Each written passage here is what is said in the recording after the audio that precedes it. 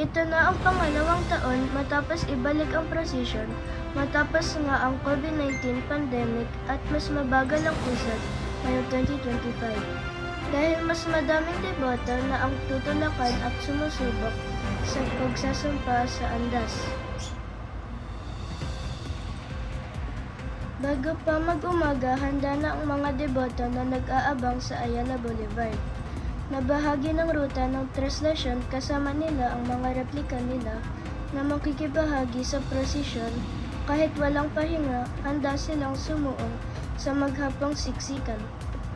Masilayan lang ang poong Jesus Nazareno. Matindi ang seguridad sa lugar nito at sa kaligtasan at kaayusan. Hindi mo na pinapadaan sa mga debota ang Ayala Bridge hanggang wala pang andas.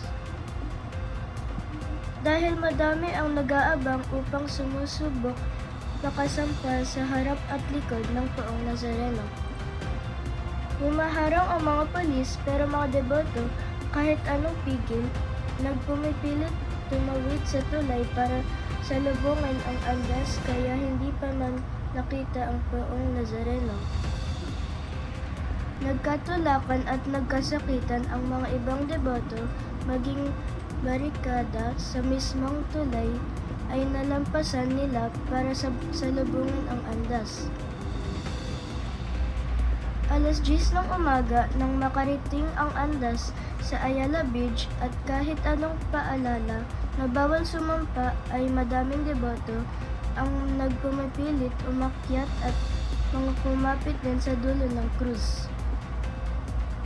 At sa dami ng lakas at pwersa ng mga tao, ay muntik na itong mga lihis ng ruta.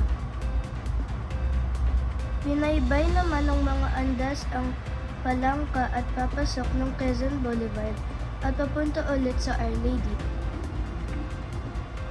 Makikita sa kanila na may nahimatay dahil nahirapan huminga sa kapal ng mga tao. Karamihan ng mga deboto ay naniniwala na may isang araw na pagsama ay hindi nila iindahin ang sikip at dami ng tao, prosesyon sa lansangan kasama ang Panginoon. At dahil tuloy-tuloy po ang pagmamasid natin sa ating bayan araw-araw. Ako po si Audrey Margaret A. Diwa. Maraming salamat po.